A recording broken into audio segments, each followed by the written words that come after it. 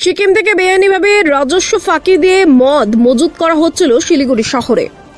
শিলিগুড়িতে আবগারি বিভাগের অভিযানে ধরা পড়ল বেআইনি মদের গুদাম। সিকিম থেকে রাজস্ব ফাঁকি দিয়ে আনা প্রায় 18 লক্ষ টাকার মদ উদ্ধার হয়েছে। ঘটনায় গ্রেপ্তার ঘনশ্যাম প্রসাদ ও প্রজ্জ্বল বিশ্বকর্মা, দুজনেই সিকিমের বাসিন্দা। জানা গেছে, পশ্চিমবঙ্গের বিভিন্ন জায়গায় মদ সাপ্লাই করতে শিলিগুড়ি পেসেমিত্তাল বাস টার্মিনাসের কাছে ওই গুদাম ব্যবহার করা হতো। ধৃতদের আদালতে তোলা হবে। পাশাপাশি আরও কেউ জড়িত আছে কিনা তা খতিয়ে দেখছে আবগারি বিভাগ। ফরেন লিটার পেসেমিত্তালে অফলোড হবে, এখন একটা গোডাউন স্টোর হয়। সেই খবরে আমরা একটা বসডিউটি সেট করি, আর একটা গাড়ি ধরার পরে দুজনকে ডিটেইন করা হয়েছে।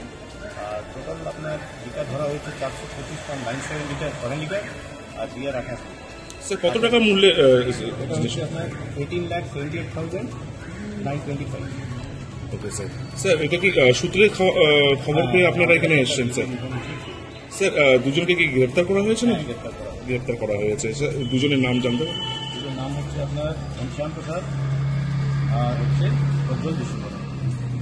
यहाँ से सप्लाई करता है दूसरी जगह की? यहाँ से स्टोर होता था, अब ये डिफरेंट जगह में कहाँ भेजता था, ये अंडर इन्वेस्टिगेशन है, क्योंकि अभी तो सर्च चल ही रहा है।